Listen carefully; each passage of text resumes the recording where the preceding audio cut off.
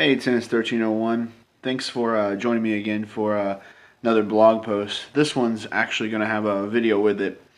So, this blog post I decided to title The Mystery of Topspin, the forehand specifically.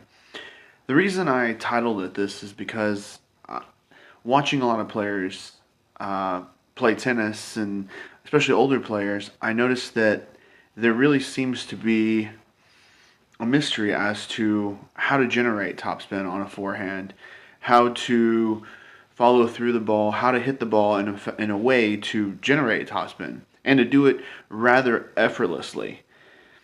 So today we're actually going to be looking at a forehand, but not just any forehand. We're going to be looking at a professional's forehand. We're going to be looking at Novak Djokovic's forehand. And, I mean, you could look at any professional tennis player, pretty much, anyone who plays professional tennis. You can look at their forehand or their ground strokes in general and take notes, because there are some basic things that they all do that's exactly the same. And we'll talk about some of those. And I encourage you to look at professional players, watch how they're playing, watch what they're doing, watch the preparation, watch the footwork, watch the follow through, watch all those things, because that's going to give you some visual cues on what you're looking for whenever you're hitting a forehand. So let's go ahead and start looking at Novak's forehand. So this particular video, it's a slow-mo video that I actually took off YouTube. It's posted by EssentialTennis.com, which, if you're looking for tennis training, they're definitely a great source. I look at a lot of their videos, and the guys over there, they're really good at producing these training videos. So definitely consider that if you're looking for online training. So I'm going to be starting and stopping this to kind of show and talk about each step of this. So as we start the video, we're going to see Djokovic pulling back for a forehand, and one thing you notice right off the bat is the racket starts up high and it starts rotating backwards, and that's really important that it starts high. So let's actually watch his entire swing, and then we'll start analyzing it. So we see him swinging through the ball and then following through. Okay, so Djokovic hits really nice topspin, and then he starts recovering back to the middle of the court. So one thing here is that whenever he starts his forehand, both hands are on the racket. I've oftentimes seen players and they've got one arm kind of just to their side. Both hands need to be engaging the racket, and the racket needs to, as it's coming back, it's also moving up, so it's moving above the ball.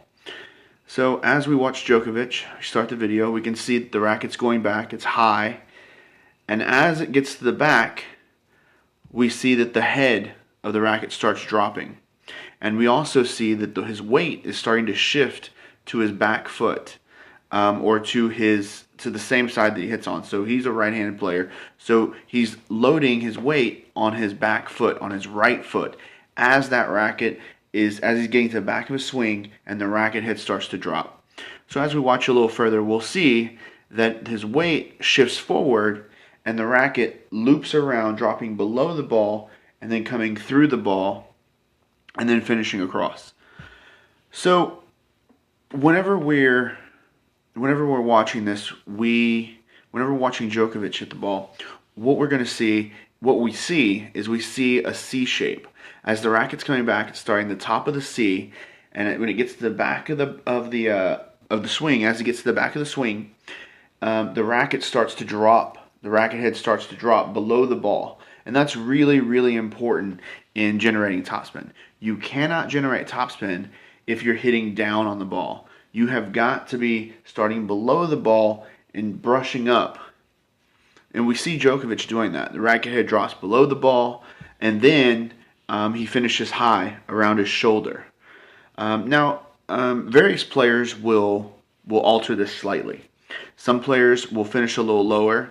Some players will finish more straighter across their body, but all pro players will load up their back foot as they're bringing the racket back, and then turn their body with it.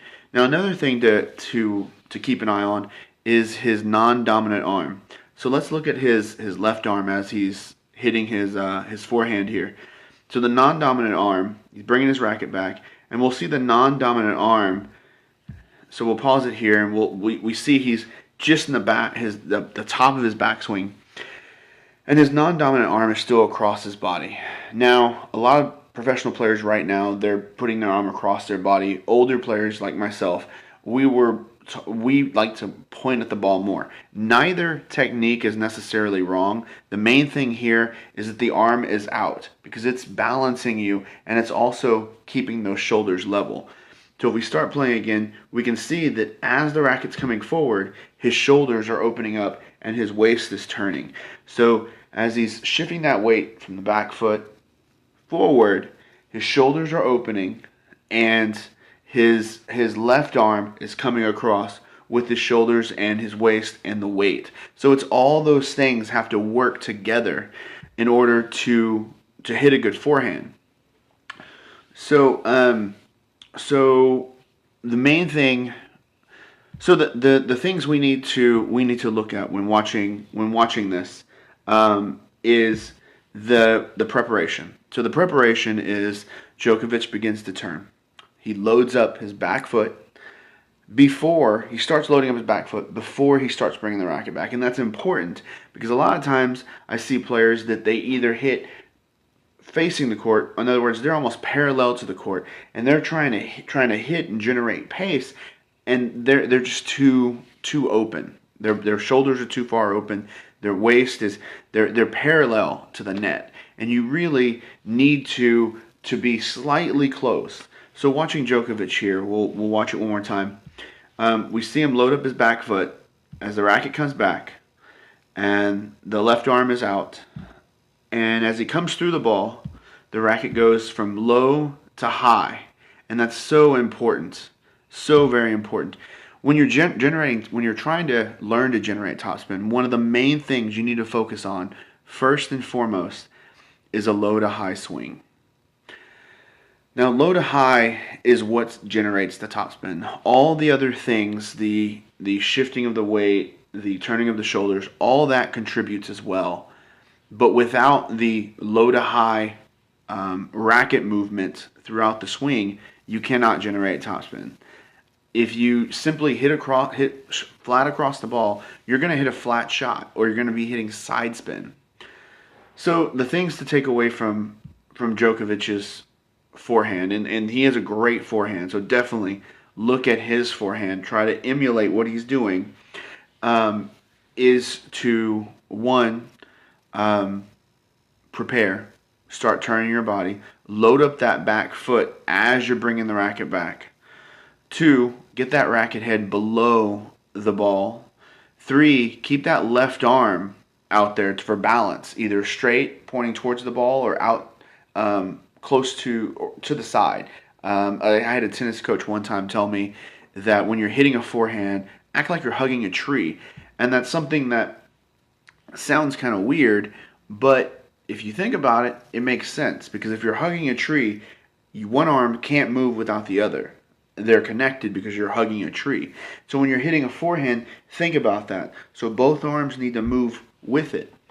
And then the last thing is the follow through. Follow through needs to be high. So as everything is opening up, make sure that you're finishing high. Without that low to high swing, you will not be able to hit any kind of effective topspin. Hitting topspin shots like this, playing like Djokovic, loading up the back foot, really turning and having more of an open stance, also helps with recovery.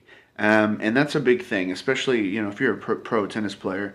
You can't simply line up straight to every shot, arm it in there, and then just wait. You've got to be recovering back to the middle all the time. And that's something that hitting a nice topspin forehand helps you as well. It gives gives you more more room for error, and also gives you a little bit more time because it's flying a little higher. Okay, so on the next video, we will be actually talking about the backhand, the two-handed backhand first, and then we'll talk about the one-handed backhand. If you have any questions or comments, please leave them below, and thanks for listening.